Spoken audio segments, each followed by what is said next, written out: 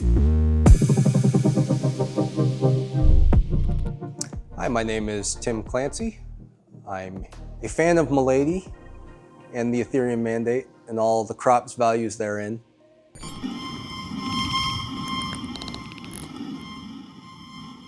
Privacy for me is in the very literal sense of what we see on Ethereum with Tornado Cash and Railgun and the ability to break the connection between transactions. No one knows that it's you. No one can see everything you're doing online.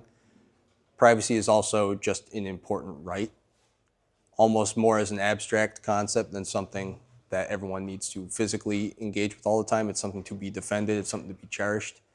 And that's why I think a lot of the work that Ethereum and its allies are doing in this regard are very important. Milady 101 is a very hard thing to answer because it's so inherently different for everyone. And there's a reason why explain Milady to me or I'll fucking kill you is a recurring motif, because it can't necessarily be explained without engaging in an act of self-discovery. And that's part of why we publish as many zines and write as much as we can. But to me, Milady is an encapsulation of a particularly cypherpunk portion of Ethereum culture. And so a lot of us, we might be word cells. Many in this community aren't directly engineers. They're artists, maybe, but they believe in the cause. They champion correct values. We support initiatives like freeing Ross, freeing Roman, trying to support the Tornado Cash trial, supporting privacy, supporting values like crops, building things that are censorship resistant and open source and free. And culturally, it's all of this wrapped up in a very cute veneer and a willingness to be zealous and aggressive about it. And so if there's anything that Milady can really be faulted about, it's that we love too hard. We will love bomb you. We love Ethereum. We will champion these values. And it's an important subset to have in any community, I think, are the people who are willing to discard norms, not be corporate, say what's really on their mind, and that's what Milady is. Yeah, so the zine here, this is issue number 2 that we've done with Milady. This time it's a collection of multiple authors writing about what they see out of the Ethereum mandate.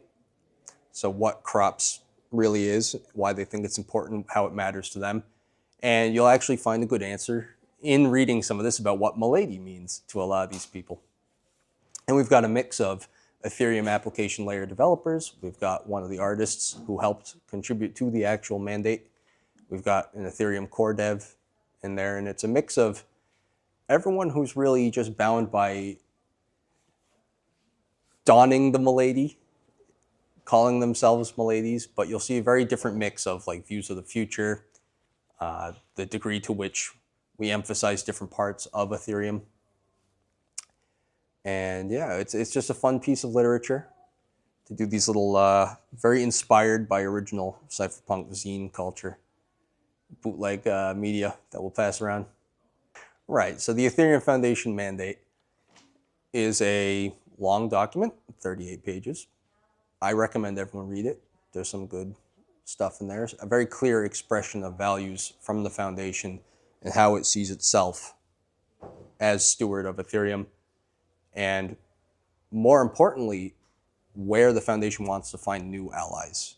And this is a very interesting part, looking even outside of crypto-specific things, other cypherpunk causes, other DAC causes, people who can be fellow travelers in Ethereum's mission, but either have never engaged with it before or aren't really into any of the financial aspects. And so fundamentally, beyond that statement of values, the mandate is an employee handbook of sorts for the EF, explaining how they intend to govern themselves in their mission. But the values are what really stuck with me and Milady and a lot of people outside the EF directly. And that's the focus on crops. That's the censorship resistance, open and free software, privacy and security. And it's nice to just have that direction as everyone part of this big Ethereum project to say, like, these are the important things. Like, let's build software that is free and open source, that's trustless, that is private, that everyone can interact with. And I think that gives a certain lens with which you can view everything else being built on Ethereum, and you can very naturally start to sift things like, is it fully crops? Is it something that you can interact with for 1,000 years, or maybe is it something more corporate and specific? And it just really focuses in where the foundation and certain elements of the community want to spend their time. The role of Milady in the mandate. So the mandate is, obviously, it's an Ethereum Foundation initiative. Milady is not a monopoly on Ethereum culture. There are many other groups in there. Milady motifs did appear in the mandate quite clearly, and there's an example, the source seppuku license, which is quite frankly hilarious and not a very serious license, but it's the idea that you should be so committed to these values that you will fall on your sword if you fail to uphold them, right? And so for Milady, that's a pledge to commit seppuku if you stop honoring the viral public license, which of course you would never. The Milady art is out there, anyone can remix, anyone can use it.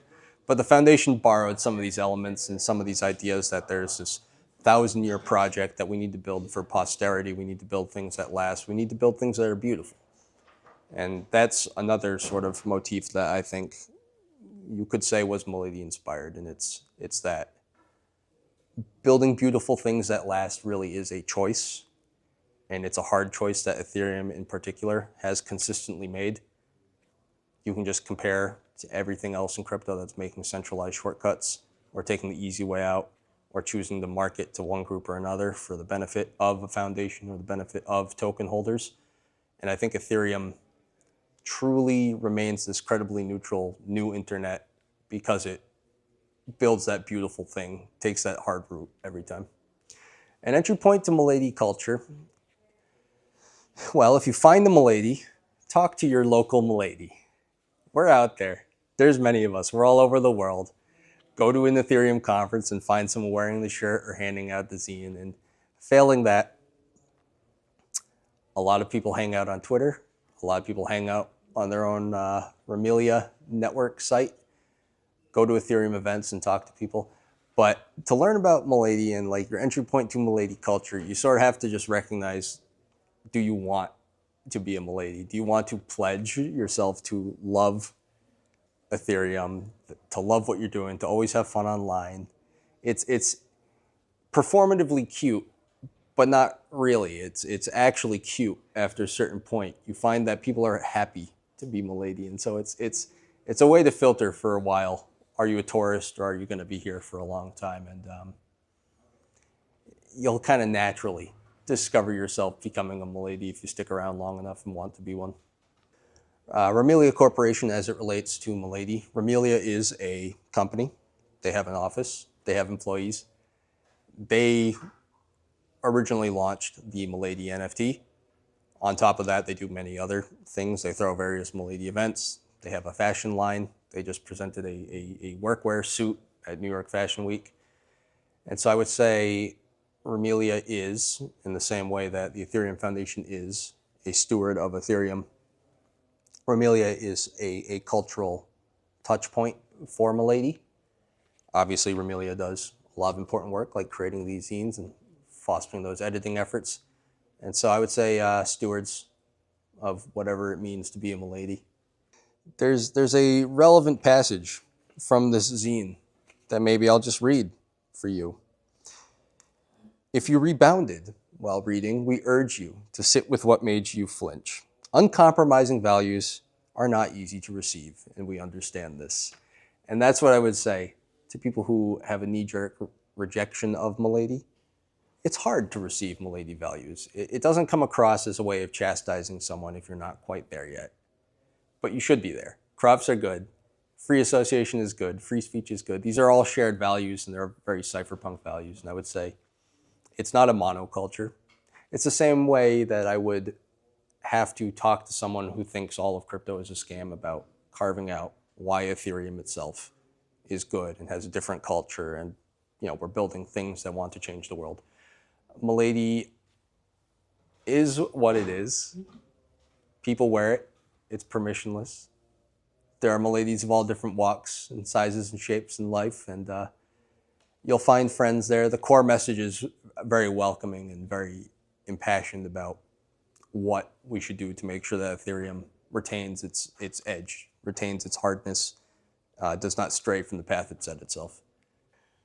Freedom of speech and limits therein. Different opinions for different countries and different peoples, but as an American, free speech, our First Amendment is quite broad. I think this is good. I think this is why it applies as widely as it does to such noble causes as saying that, computer code is protected free speech. We can go back to the original cypherpunk movement where Philip Zimmermann wrote PGP in a book and got it published, and that was a way to work around government attempts to limit its spread as a munition. I think unconditional free speech is important, the same way unconditional privacy is important. And this is a very incredibly neutral, very cypherpunk thing to just put ideas out there and let them live and die in the free marketplace of discussion, right? It's censoring a financial transaction is wrong in the same way that censoring someone expressing a viewpoint, even if it's idiotic or abhorrent, is wrong, because you're fundamentally violating something that you should just let them do. And if they are wrong and are terrible, they will fail on their own merits, right? And so I view them as very intrinsically linked, basically. Freedom of speech, freedom of association, privacy, freedom of transacting. It's all about resistance to censorship at the end of the day. Yeah, Neo-Cypherpunk is interesting to compare to the cypherpunk of our forefathers of yesteryear. We have a fun piece from Chuck Hamill in here, and he gave a talk in 1987. We have an abridged version in here. It was one of the earlier messages on the Cypherpunk mailing list was about this talk, and it's interesting to see like the concerns of the day. I think the biggest divider between the cypherpunks and the neo-cypherpunks are, well, the world is very different, right? So Chuck Hamill is talking about freedom of information, like airdropping Xerox machines into the Soviet Union.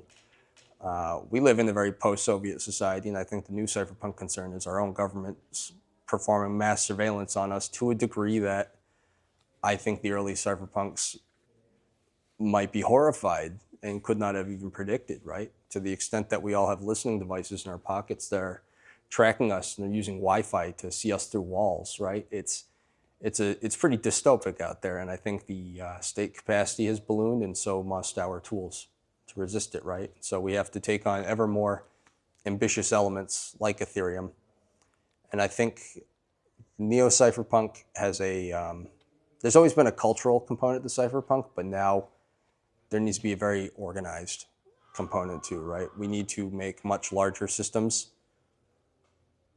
That's kind of what like all these decentralized blockchain networks are, right? With hundreds of thousands of nodes, it has to be global in a way that just kind of the individual mountain man resistance of the early cypherpunk era might not cut it anymore. My favorite privacy tool has to be Tornado Cash. Just hands down, right? Ethereum is the greatest network on Earth. I genuinely believe it's the strongest, most resistant. Ether is its native currency, fantastic way to transact. Not inherently a privacy coin unto itself. Tornado Cash gives me that ability. Plus, I feel like it's a very important action, particularly as an American citizen right now, as the government is persecuting Roman Storm.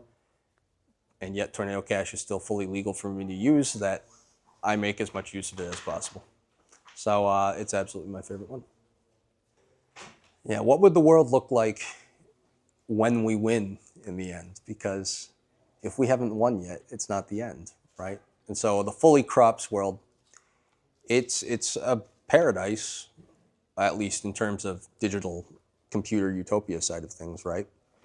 The DEAC movement sort of touches on more of the real world aspects, but cypherpunk specifically and crops values, we'll have achieved sort of Richard Stallman and the Free Software Foundation vision of users owning their compute, fully sovereign devices.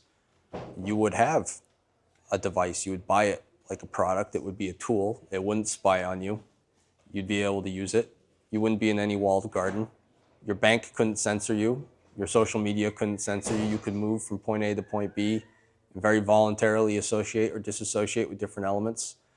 Yeah, that's what the paradise would look like. Now, I don't think it would be immediately solving all of the world's issues, but at least digitally, we would absolutely have neutered very effectively a lot of state capacity to oppress, which is a good thing.